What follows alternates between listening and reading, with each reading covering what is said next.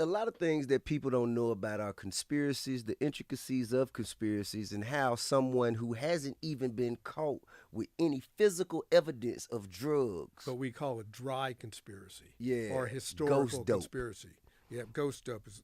Ghost dope. Could you explain that and how to avoid that? Well, the only way to avoid it is to make sure that the people that you've got around you are always trustworthy. And since you can't possibly do that, there ain't no way to avoid it.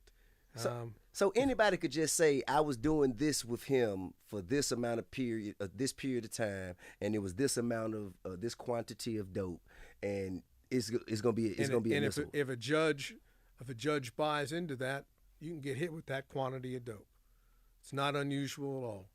In fact, it happens more often than being caught with a large load of dope. Which means somebody, an informant, would say, I know Tip, me and Tip been making plays 2 times a week, 10 keys a drop for 2 years, and they gonna add up all of that dope. And if this guy was a friend of yours and he had telephone conversations, not that were recorded, but just had telephone records showing that he talked to you all the time on the cell phone, and y'all would meet up late at night, and there might be a little cash because it's just the way you were doing business, not drug business, but just having cash. Could be gambling. It could be anything. Right. That would be enough. So all those phone conversations that people be having, where y'all having all these big time discussions, talking about kilos, knowing you ain't buying but a gram at a time, you know what I'm saying? Like, that shit could get you fucked up, sir. Just talking about it. You ain't actually got to follow through with the crime. And the conspiracy is the intention to. That's right. It's the agreement to do so. Yeah. And it can come back to haunt you years later. I mean, if let's assume for the sake of discussion that you've been in the dope business from 2010 to 2015. Right. All right? And then you made enough money, got out of the dope business. Right. And now you're legit. You're doing the right thing. Right. Well, the statute of limitations on conspiracy in the federal system is 5 years. Oh, 5? 5. So on that 5, right, you're not run yet because it's just turning 2020. If one of your friends gets popped that stayed in the business and chooses to cooperate and sits down and starts talking about you, you get dragged back into it, even though you may have been out of it for years. So how is it? I thought the drug cases were 7 years. 5. So it's 5 years. Statute of limitation changed?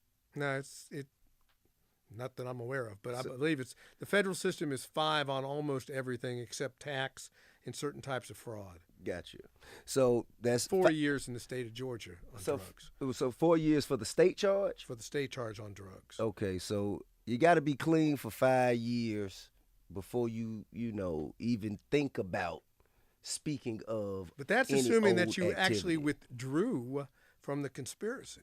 If the conspiracy continued and you didn't take certain actions to withdraw, you can be way longer than 5 years. What's actions to withdraw? You have to basically call out, either telling the feds or make it clear to all around you that you are no longer involved in the drug business. Then that would actually be impossible. It would be incriminating yourself on saying that you were involved in the first place. That's why it's set up that way. Now this is. But I have won a case on withdrawal. Okay, how so? I was able to show that the man had taken actions inconsistent with still being in a conspiracy during the statute of limitations period. And a jury bought it. Because it is a jury argument as well as a legal argument. Now, what happens when someone says, objection, Your Honor, and the judge says to the jury, we'd like to strike that from the record, have the jury not consider that in your deliberation.